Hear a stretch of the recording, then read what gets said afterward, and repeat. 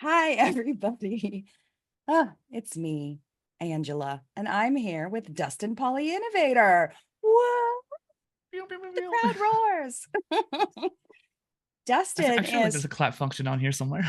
yeah, Dustin's probably been one of my more regular guests here at Polymaths Place. He is a fellow content creator, one of the few, although it's And growing. particularly about polymathic tuner list. Yeah, exactly. So can we start off talking about just sort of where things are at in the world today with AI and sort of the Mm, humans are beginning to realize, oh, our world's kind of complex and it helps to be multi-capable. yeah. Maybe that age of specialization we've been in doesn't work anymore. Have Dark you? ages are over. The dark ages are over. We don't have to be robots, everybody. We get That's the to be title right human there. now. Yay, we get to be our full selves. Oh my God. So, have you sensed, like, when you're on social media or when you're talking to people, have you seen what I've seen, which is sort of the shift for jobs that we need humans Yeah. for? They're looking for people like multi-capable and good at learning, or just sort of a recognition of the complexity of the world we're in now. Like, humans need to have different skills. And there seems to be growing awareness that this is really important right about now to develop our own polymathy, although most people don't know that word. But have you seen this shift? Like, what have you been Yeah. seeing? What's your temperature check? One thing I've been talking to a lot of people about is this idea of a digital renaissance. There's a great creator you should follow named Dan Coe, and he's talking about it quite a bit. He's actually one of the few other polymath creators I would, well, maybe generalist creators more specifically for what he's talking about. But him and other few people, and I've been doing it more myself, talking about this digital renaissance and this idea that in the Italian Renaissance, for example, you had to be adaptable to all the new things you could learn. And the generalists now in our modern technological era are adapting to all the new technology. So you and I were just talking about podcasting before this call and stuff like that. And as a modern creator, you have to adapt to all the changes. The social media platforms change every month, let alone every 6 months, every year. And if you try doing the same thing you did 2 years ago, it's not going to work, at least not to the same degree. And being able to adapt to these new changes takes the mind of a generalist or a polymathic person. And the other thing I was going to mention too is that I'm seeing this rise of different groups. So obviously, you have Polymath Place, I have PolyInnovator Construct, we have our polymathic places too. But there is Millie Tamati with Generalist World. There's Perry Knoppert who does Octopus Movement. There is, I mean, Emily Watnick with her Putty Tribe too. I mean, I still count that too. And then the other thing is like all these different words, multi-potentialite, generalist, they're getting more and more. I've even started to see a rise in jack of all trades, which is interesting. So, for context to the audience, I'm a bit obsessed when it comes to all these different terms. I created a spectrum of them because I was so obsessed with the different words that on Twitter, Google, Bing, Yahoo, TikTok, I've searched those keywords multiple times. At one point, when I was doing a series about each of these terms, I had about 600 tabs open of every piece of content that was made around polymaths or generalists or multi-potentialites that I could find. And I think it was a very great thing to do, to experiment, to find what are people talking about with these words, whether it was made in 2008 or in 2023. And I'm seeing more and more people talk about these different things. I even have a Google News update alert when I see a new polymath thing. And ironically, my own content gets pulled up on there. But I also find other people talking about AI and polymathy, which is interesting. Yeah, And we yeah, can get into AI exactly. here in a second too. But Yeah. AI is another advent that takes a generalist need to take advantage of. So, for example, when the internet came out, that was a huge shift in our whole society. AI is kind of doing the same thing now. Maybe not to the same degree. Can't tell quite yet because we're still early on, but there's that fundamental shift in how we're operating. ChatGPT is something I've been saying a lot recently is a generalist, not a specialist. It knows maybe up to 70, 80% of expertise in a certain field. You could ask it to pass the bar and it will pass. Not with a perfect score, but it will pass. Same with the doctor's exams too, and understanding different medical fields. But we're seeing now, like Opus Clip, for example, that we use for our interviews, it's a specialized AI for video editing. We're seeing other tools like that are taking a certain niche topic and it becoming specialist AIs for it. And I think that being able to adapt to either the generalist AI, like Perplexity AI, or the new specialist tools as a creator is really important. Yeah, great point. I just want to say too, I'm so relieved that this shift has occurred. Yeah. Because when I started in the polymathy, and same for you, Justin, like when I started on this journey, it was 2015, almost a decade ago. And I began studying polymathy as a human phenomenon. Finished the doctorate in 2018. And then I've been at the social media effort for it since 2018. Now here we are in 2024. Like it was a long journey with like crickets, where there was Yeah. hardly anybody making content, anybody studying it, anybody writing about it, even though the complex future we knew was coming Mhm. demanded that we become more polymathic. So I've been over here waving a red flag, like to try to get people to care about this.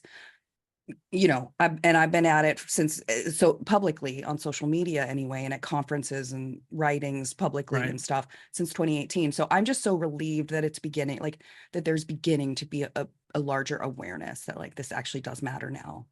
And I want to kind of mention too, as a content creator mind, like I think about content creation as a topic and as a niche. And it's Mm-hmm. interesting to think about you and I both as content creators. I would say we're doing really well. We've made a lot of content and we've talked about that. But I was realizing this week that like even after doing over 130 interviews on the podcast, and I think you're around the same amount too, about 100 or something like that, that we're still only getting started. And that Yeah. perspective is really kind of scary because I think that obviously, well, these topics, we're the biggest creators in the whole polymath space. I can understand that completely because there's just not that many out there. But even if there was a whole bunch of more competition, which we kind of could use that, honestly, have more people in the space and we can collaborate and talk, it'd be interesting to think about if you were to take polymath into context and put some other kind of niche and where we're at on our journey as a creator, even though we've been doing it for a better half of a decade, the fact that we only have about 100, 200 reps under our belt shows that we have a lot more to go. And I think that there's going to be a lot more acceleration now that we've, kind of refined what we do more. The first 100 reps are always the hardest, and the Mm-hmm. first 20 like are really slow. I was kind of lucky compared to you. I didn't have like a full-time job and schooling and like, different post grad kind of stuff. So I was able to spend more of my time making content, but you were able to use other avenues like academia to push your content. So there was this kind of duality there. And I Mm-hmm. say that in a very happy note because of that, we even though I have a little bit more content, we're still kind of at the same level. And the more we do it, the more we're going to grow and more people we're going to reach. You're super profesh with yours. You're like, so like you learn about, I'm just stretched so thin. I'm just seat of my pants. Like, oh, let me press record and put it out there. Like no editing, no And I don't think you fanciness. need to do that much editing for these interviews for the most part. I was really wanted to be professional with my interviews, and so I wanted to make sure I had an intro. I cut out Yeah. the ums and uhs and the pauses. You don't really need to cut out those kind of ums and uhs. I think that there's been some interviews. I mean, our mutual friend Barry, when I had him on the show, I love him, but he said a lot, and it was one of those things where I had to like cut out those ums, and just to make sure I want to make sure the guest seems like the things he was saying were very smart and eloquent, but like sometimes that and the pause can mess up the flow of speech. And so I want to make sure my guests look as great as possible. And then on top of that, I learned this from a gaming content creator, and now a lot of big podcasts have been doing it too. You take three highlights from the video and you put it towards the front, and it hooks the audience a lot more. So when you said something about your journey in the government world or something like that, or you say something about, hey, I had this great moment with my family, these like interesting moments that occurred during the conversation, you'd take about 15-minute segment of that, put it towards the front, do three of those, and those highlights hook the attention. Then you do the intro. And just simple editing like that. Like I'm not even doing anything kind of crazy, but I knew that from the beginning. I was like, I want to do that for my show. But yeah, Interesting. You're so good with this stuff. I want to ask you something else too, just to get your opinion on it is, and we've discussed this before, but for people who might not have heard those recordings, yeah, for this phenomenon, like I just want to describe polymathy. So polymathy is like it's being good at learning. It's being good at being agile and adjusting, learning, relearning, unlearning, all of that. Like, and then relearning again and updating your mental models rather than sort of getting stuck in like the one time of the learning. And then you're just sort of stuck there. Like learning is so important to be able to be smart in the world and get improvement and get solutions and be creative and innovative. Like the power of intelligence is so important to make the world better and our lives better. But it's, we need not just learning in few areas, like we got to learn broadly so we can be capable and deal with the complex future. So I chose the word begrudgingly. I chose to mm, go with the word polymathy because I couldn't find a better option. mm, The thing I liked about that word was that it meant many learnings and roughly, and that was the correct thing I was wanting to study yeah, by its definition.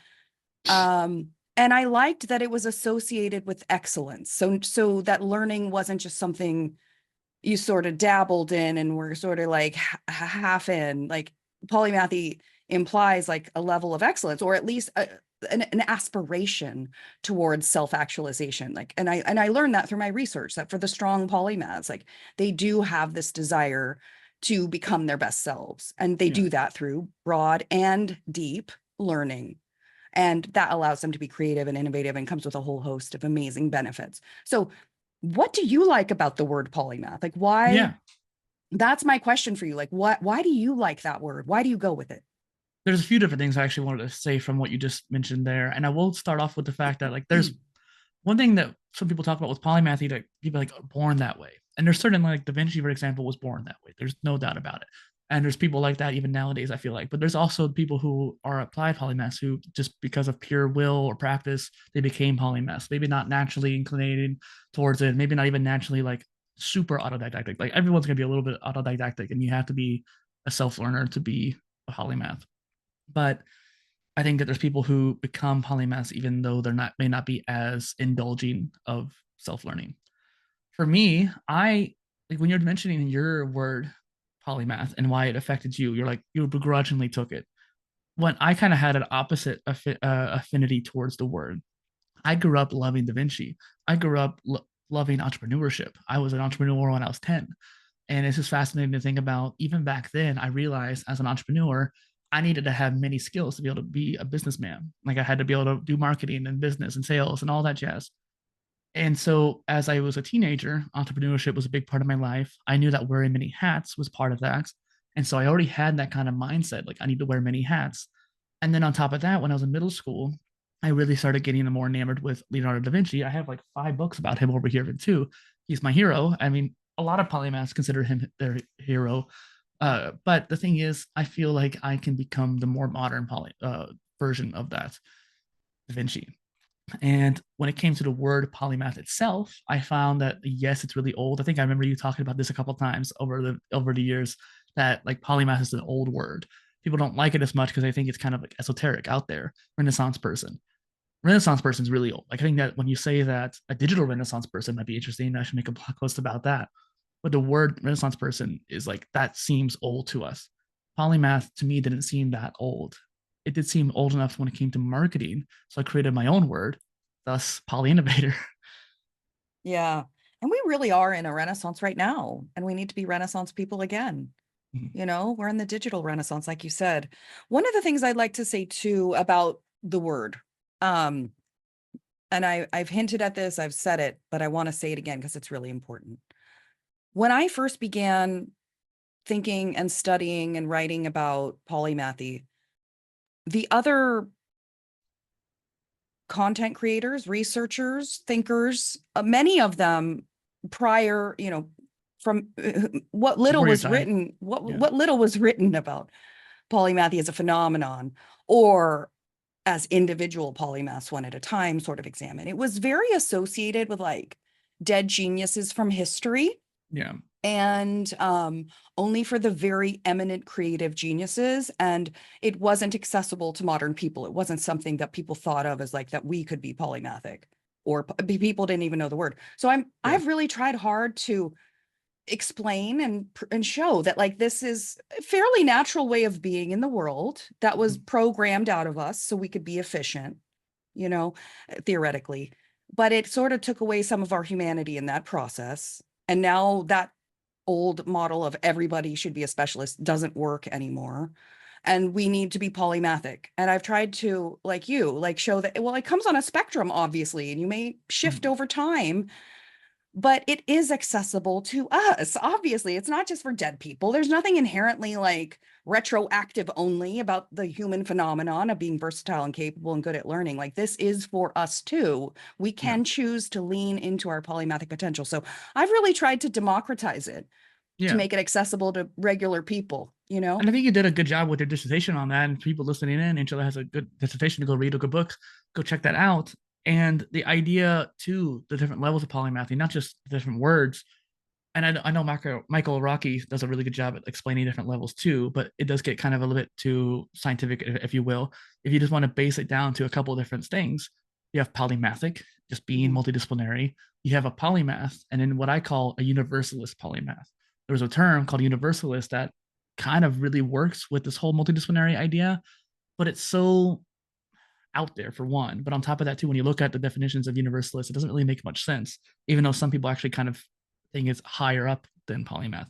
But I thought it would be a really unique idea to put those two words together, universalist polymath. The difference between a polymath and a universalist polymath is just the sheer number of expertise. Da Yeah. Vinci had like 15 little expert level knowledge areas from ocular science, laser physics, wind physics, obviously painting and sculpting as well, and even engineering. My point is, he is a universalist polymath. And when people hear the word polymath, they think in their head what a universalist polymath is, not what a polymath is by itself. Yeah. And like, I just want to make that distinction because, like, if you can make that distinction in your own head too, like, if you're thinking like, oh, maybe I am polymathic, but I'm not a Da Vinci, sure, you don't need to be Leonardo to be a polymath. Yeah, exactly. I've said that so many times. Like, you don't have to be a Leonardo da Vinci to consider yourself polymathic. And one of the things I want to share too, Peter Burke out of Cambridge University, he wrote the book The Polymath as well. He's an esteemed academic in the field of polymathy studies. He's one of the few in the field. He called it, what you're talking about, the universalist polymath, he called it the proper Mm, polymath. And I think of the way I think of it, like if you develop your polymathy so well that you become a major contributor in multiple fields, then I think that's a genius polymath. That like they're so good at learning and yeah. innovating and thinking and leading the way that at that point I'd call him a genius.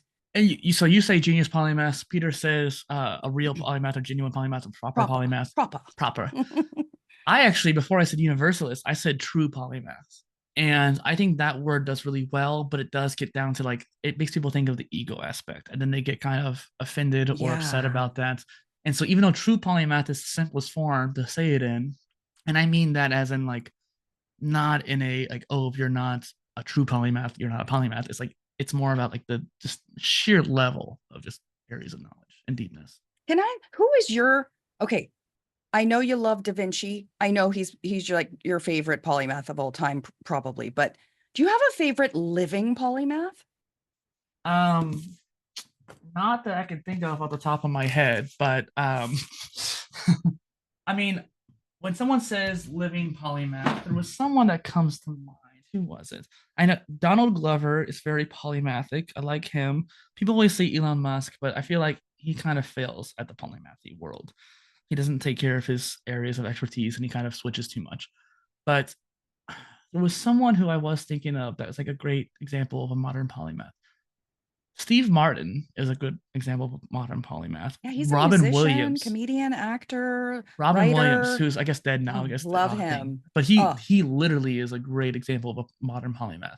He has so much area knowledge. Like he didn't have a whole bunch of necessarily areas of expertise. Like he could sing, he could act, he could also do impressions, and he was comedian. Sure, he had a lot of different like entertainment areas. He was a niche polymath, if you will. and he was excellent. He was excellent at all of them. Yeah. But because of his self learning, he learned multiple languages. He was able to sing in multiple languages and he was able to combine those areas, the transconnectional knowledge, a lot more. So even though he wasn't necessarily like Steve Martin or like a polymath in the sense of like multiple different areas of expertise that are distinct, art, science, engineering, he was one area, art, Really capable. really capable in that art. I call them niche polymaths because they're still in that one bubble, but he has a Hmm. lot in those bubbles. Exactly. And the real kicker is how much he was able to combine those areas in unique ways. Like if you go back and watch Aladdin, for example, and see his mannerisms, especially if you look at the behind the scenes stuff too, his mannerisms, his ability to sing, his ability to do impressions, the references he made, a lot of the impressions that are in the movie, he did off the cuff, improv. And it's just interesting to think about he was able to make those connections, and that's what makes him polymathic. He was so free. He just was him. He showed up as himself and he had such a good heart. Such a Mm. good heart. He met Coco the gorilla one time. Coco loved Robin Williams. And he did like sign Anyway, language back to Coco too. yeah. Coco, oh, by the way, in case anyone here has never heard of Coco the gorilla, may she rest in peace. This is a gorilla who learned American Sign Language. I had a friend that used to work there at the gorilla. Oh, wait, I forgot what it was called. Gorilla Institute or something like that near Santa Cruz, California, not too far from where I grew up. Anyway, let's get back to polymathy. That's, by the way, this is typical of polymaths. We find a rabbit hole and we just go down it and we just have fun. That's what we do. It's also typical of Angela too. It's typical of me also. I'm so ADHD. Let's talk about let's talk about knowledge management. Speaking of people who just get overwhelmed and whose minds are busy and all over the place like me, Dustin, you're so good with the knowledge management stuff. So for anyone listening who may feel like, how do I get organized? Like, how do I keep track of all this information, all this learning? Mhm. If I need to get back to it later, like how do, because I know I struggle with that. Like my computer, my file organizing, it's all just such a incredible mess. Right. So yeah, share with us what you do. So this is Obsidian, and I've tested out so many different tools. Like you said before, Polymaths goes down rabbit holes. I have gone down so many rabbit holes when it came to knowledge management tools. There were certain features that I wanted, and I knew I wanted, and I couldn't find them. Obsidian ticked the most boxes, and it's local on the computer, so it can run decently fast. And what you're looking at here is kind of overwhelming, and even for a polymathic mind, this seems like a lot. But the idea, Tiago Forte is a famous person in this space. He talks about the idea of a second brain. And while his methodology is different than mine, and I think for his methodology is more for specialists, in my opinion, I created a system for polymaths. And regardless if you use mine or his or your own, using the right tool, I think is what matters. What you're looking at here is a graph view of all the different notes, folders, and tags in my database here, my vault. Every green dot is a folder or a tag. So you can kind of see here, like this might be like, it's like a brain tag that links to different ones. This one is a book tag. And every white dot, gray dot, is a either note or maybe an article I saved, an article I've written, or a book that I want to read or something like that. And I have my own system over here that I created for it. But the idea of using something like this is to organize your information architecture in an efficient way. It's a lot of Mhm. words there. What does that mean? Well, if you're using Evernote or Apple Notes or maybe Google Docs to organize your information, you are limiting yourself to how well you can organize it. I used to do a lot with my folder structure on my computer, but even that couldn't really access notes very well. If I had a text document, I had to go and open an app right off the bat. Obsidian has it all built in. And so if I have a PDF I want to read, if I have a document I want to read or look at a picture, there's also a plugin that makes it easier to watch videos too and stuff like that. Having it all built in there, accessing your information as easily as possible. There's even plugins that help connect things for you. So a polymathic mind, like I mentioned Robin Williams earlier, makes those connections very easily, point A to point B to point C. This tool helps do that automatically for you or makes it easier for you to do it too and produces what's known as idea emergence. Wow, idea emergence. Love that concept. It helps, it extends your brain and helps you think and connect the dots, connect the literal dots Mm-hmm. on the Literal screen. dots. The literal dots. There's actually a plugin that is, I think it's called the Journey plugin or something like that. And you give it a note to start with, and you give it a note to end with, and it like you say how many notes you want in between, and it'll find notes related to that topic and give you a journey. So like if I had like 5 articles about polymathy and I wanted to write a blog post about polymathy, I could say I want to start with this note, then this note, and it'll find 3 other ones to add to it. Then I can use all 5 of those to reference in the article. It's like that's super cool. Is this an And it, AI tool? there are Or AI plugins you can use like ChatGPT. There's also some ones that are local too. Like I'm not a big privacy nut, but I don't like how OpenAI is treating people's data, and I think it is actually getting to the point where even I'm getting a little concerned about privacy. And so, and I'm saying something because I don't get too concerned about it. It's interesting to think about how there are AI models like what you would use ChatGPT for that could be local on your computer, which is part of why I actually went to Obsidian in the first place because I wanted to have a local AI work with my own data. hmm, local There's a lot of AI working options. with your own data. Love that. Yeah, I love when I can when I use ChatGPT all the time. And one of my favorite things, one of the newer developments that has happened is that in any given chat, it will remember the prior chat. So I don't have to Mm-hmm. explain it over. It like the prompt can be very short because I don't even have to explain much. Um, with for polymaths, by the way, all these AI tools, like if you're a strong polymath and you take the time to learn about all these tools, it really extends your capability. Like a That's why I want to polymath use mixed knowledge with AI management. You have to tools. have that combination. So AI tools are an accelerator, but the knowledge management is your second brain. It is your baseline. I create a lot of content, as you know. I would not be able to do it if I didn't have a system to fall back on. In fact, I've actually been pretty lax the last couple of weeks because I've been focusing on other things that I haven't made as much content. But the content I've put out either were purely flow of thought, which is good. I need to get, sometimes you just need to get off your chest, or I was relying on my system to kind of like, okay, here's the next thing I need to do. I have that there, easy to access and easy to see. And so like helps me get back to doing things. So even if I am overwhelmed, the system reminds me. Mm-hmm. I want to ask you if you see what I see on some of this Okay. AI and polymathy stuff. So, and we touched upon this earlier, but I just want to like get the crystallization out there, the crystallization of the observation. Who are going to be the most capable users of AI tools? Like, is it the polymaths that are going to be the super users of it because they're more broadly aware and can't be tricked or duped into, and then they know sort of how to make some linkages or be more creative. Like, I really think that the more creative prompts for more Yeah. creative results are going to come from people who are interdisciplinary in their thought. Do you see that? I it's interesting. I feel like maybe you're letting your bias opinion change your opinion, I mean, a little bit. I say that as in someone who normally Okay. agrees with you.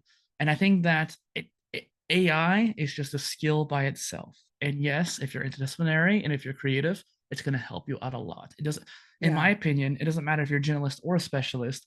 AI is such a ubiquitous tool that you just need to learn how to use it. And most of us, even those who use it every day, still don't know how to use it very well. If I told you to look up something on Google and find as many results as you can about a certain topic, knowing how to Google is already a skill too. Like when I mentioned earlier in the call, I looked up the word polymath and generalist and was trying to find every single piece of media I could find on there. I went to the bottom of the results. Like I went through all the different pages. I went to the images. I went to the news tab. These are things that you do when you know how to Google well. I'm not trying to toot my own horn or like that, but I'm just saying like knowing how to search, knowing how to Yes, Google is a thing. for AI is the sure. same way. Knowing how AI to is the same way. prompt your your chat, but even like knowing how to sub prompt. So the original prompt is the most important. But like you were mentioning how it remembers your chat from before, and memory is actually becoming more and more of a thing. Like the chats are actually getting better and better at remembering things, which is that's so helpful. But Yeah. being able to reprompt it when it makes a mistake or to Yeah. optimize your answer a little bit better. Some people will just take that first answer and roll with it. But I think Right. that regardless if you're a generalist or a specialist, knowing that skill is different. And yes, Yeah. if you already have a lot of skills, then you might have a unique idea. So like I asked ChatGPT to come up with a really cool idea of combining two different programming languages. And the fact that I actually even knew what those programming languages Exactly. were was because of the generalist aspect. Yeah. If you have polymathic knowledge and lots of tools in your toolkit, I just think you're in a better position to see the big picture to be able to kind of keep up with what AI can do. And I agree though that uh, it- learning how it works, like learning what it's capable of, will help you maximize the use of it too.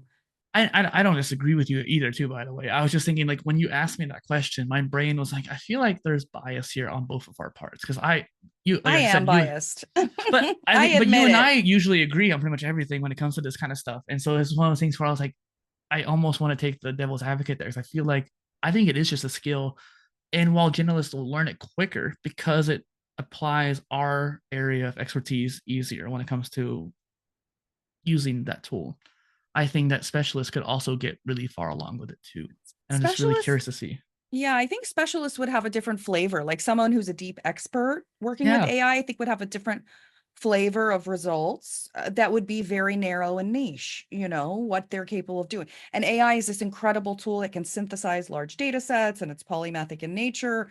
And so there's like less that a specialist is able, less they're going to be able to get done, I think, in like a highly competent way.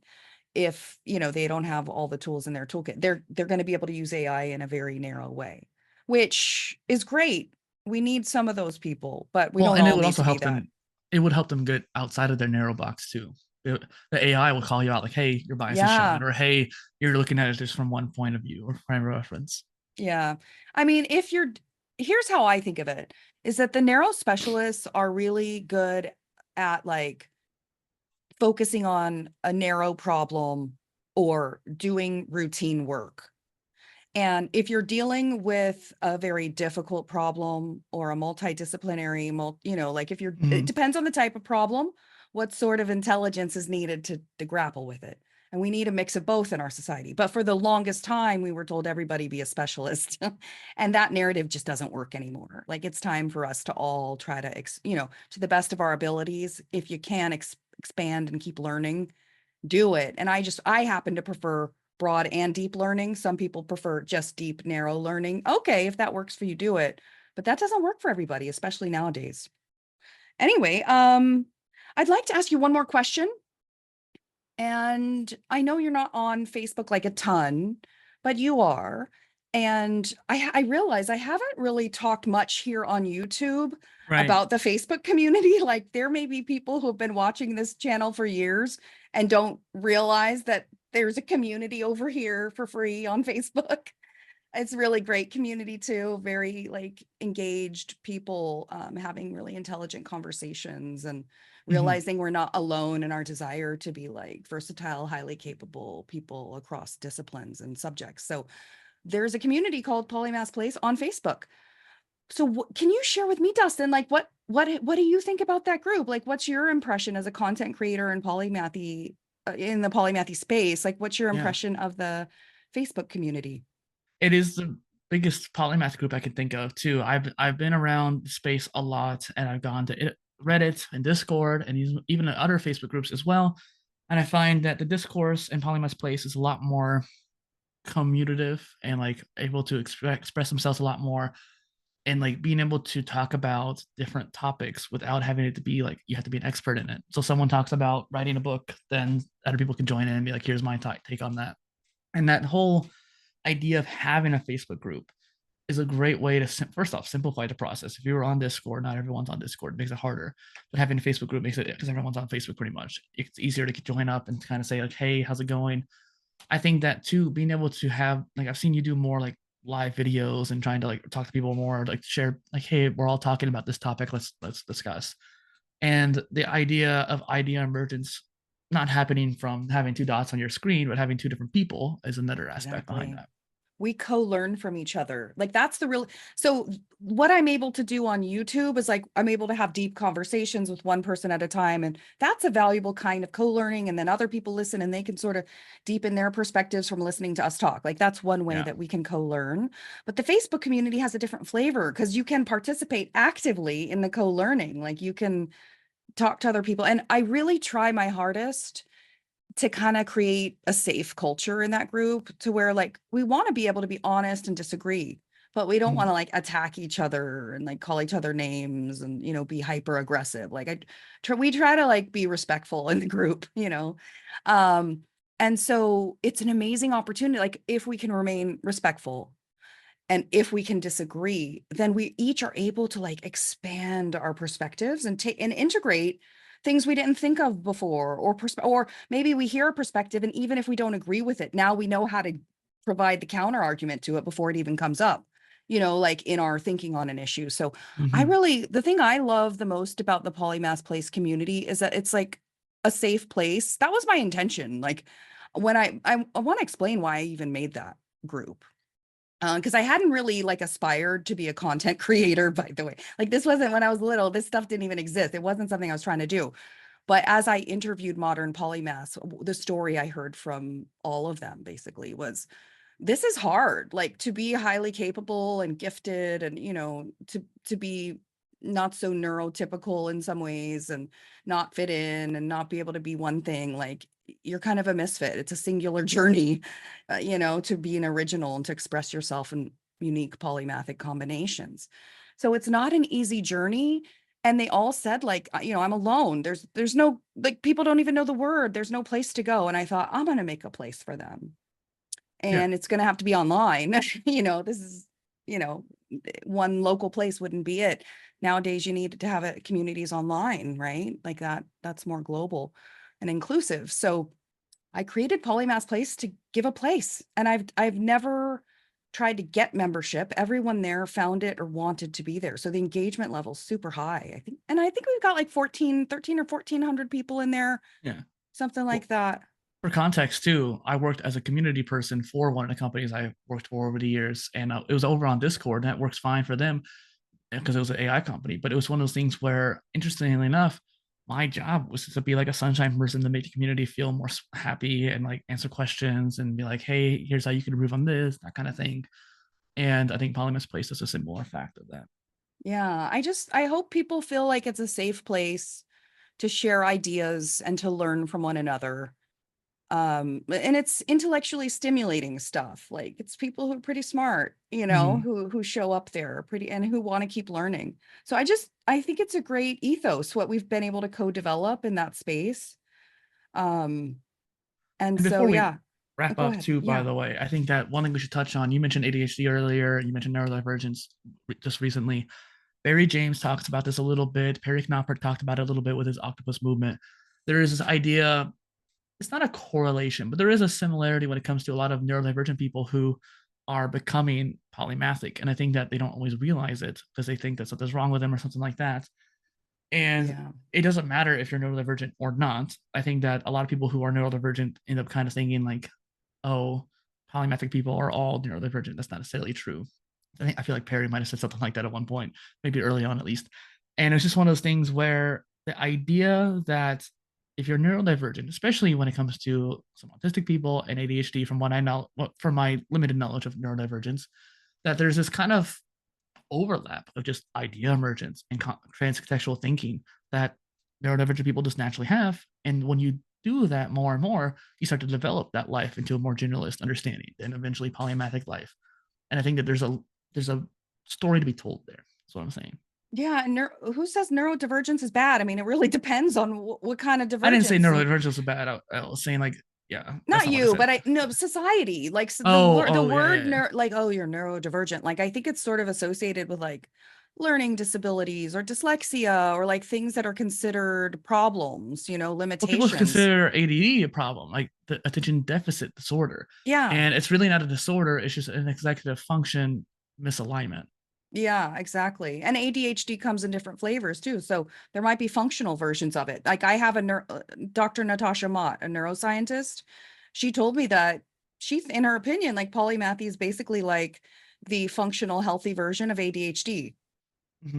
It can be, it can show up. ADHD can be very productive and helpful in certain settings, like that ability to switch quickly and integrate and, you know, learn broadly. Like that's actually helpful in some contexts. Another thing I want to say about neurodiversity and neurodivergence is that diversity exists in nature. Like in order for example, any species to be robust and survive, they have to have diversity in the gene pool, diversity in their species. Otherwise, they could get wiped out if like one little thing changes that's not favorable. So the nature of existence and living and learning is to have diversity. Like look in nature, look in the back of my house, there's woods and there's all different kind of plants back there. And, anyway, diversity is good. I think diversity is good. It's hard. It's hard to manage sometimes, but diversity of thought is so important too. Like diversity of perspectives is so critical. And another thing I'd like to say about diversity, and I've said this for years, I don't know if it's stuck anywhere, but when we think about what diversity is, we always have tended to think about it in groups, a diverse group. But the fact of the matter is, diversity as a construct can be analyzed at multiple levels of analysis, including the individual level of analysis. And the fact is, we can be intrapersonally diverse. We can become diverse within our own personhood. That's what polymathy is. It's an appreciation for intellectual diversity at the Mm-hmm. micro level of analysis. Do you think of it that way? I kind of wanted to more touch on the thing you mentioned before about like having the ecology aspect of it and being able to adapt to new things. One thing Mhm. I've mentioned so many times on calls like this and even on my own show is a study from the Max Planck Institute of Science for the Science of Humanity, Human History, and the idea that like the reason why Homo sapiens evolved versus Neanderthals and Homo erectus is that we had generalists way back hundred thousands of years ago being able to adapt to the new ecologies that the humans were migrating to, the new foods, the new areas, the new predators, and being able to adapt to those new stimuli is a trait of humanity that caused us to be where we're at today. Like Mhm. Neanderthals weren't able to adapt, which is why they faded out. Yeah. What did Darwin say? It's not the most intelligent of the species that survive, but the most adaptable to change. If you can't adapt and everything's changing, It's bad news. I know that there's a lot of people who feel iffy about Darwinian theology, but the idea of what he just said there in that quote is very true, I think. Yeah, we all, especially in these times, we are in the exponential curve of change. We're in that Yeah. rapid change because AI is here. And Digital so renaissance. Yeah. we have got to stay mentally agile and capable and update. We can't stay stuck in what we knew a year or two ago because things are rapidly changing. We've got to keep updating our mental models. Like you update the software in your computer. That's what learning is for Polymaths. You keep mentally updating. You don't get stuck in a perspective. You don't get stuck in what you know because you're too passionate about learning. All right, Dustin, do you have any final thoughts for listeners or viewers? I think that even though I'm kind of biased on this, I think you should try out knowledge management. That's definitely something that I talk about a lot. And the reason why I do is that I think a lot of people, specialists and generalists, but especially the polymathic people, need to organize their lives even more. When you have multiple areas of expertise, you need to be able to have a way to rely on your systems for each area, but then also have the holistic umbrella meta niche too. And that also includes if you're a content creator as well. So I would just say go download Obsidian. It's free. It's local on your computer too, so you can access it anywhere, which is nice if you have it synced up. And it's just one of those things where playing around with a tool like that takes a little bit to get used to. So just give it your first try this time. What a good practical tip. Yeah. So useful. Yeah, I've been using Asana to help organize myself. It's not quite knowledge management, but I highly recommend It's project management Asana. and it's still useful. Yeah. And it Yeah, helps with the, you have like VAs and stuff like that. yeah, exactly. I use it with my virtual assistant, Thea. Hi, Thea.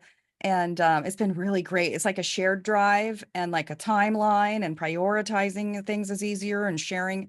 It's just great. So if you want to extend your capacity and extend what you can do and reach out and synthesize, connect the dots, like these tools that extend our mental capacities, the tools that Dustin's been talking about are super helpful for modern day polymaths. Some people call it extended intelligence too.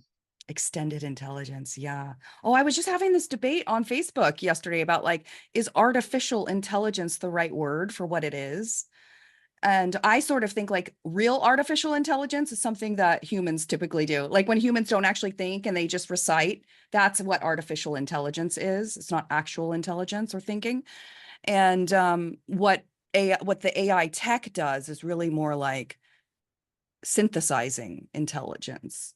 It synthesizes and summarizes large data sets. And so it's a synthesizer, really. Hmm. But I doubt the name will change. We're probably stuck with artificial intelligence. Augmented intelligence is something other people were suggesting. But anyway, humanity is in its own learning journey with all this AI stuff, too. So keep learning, everybody. Stay curious.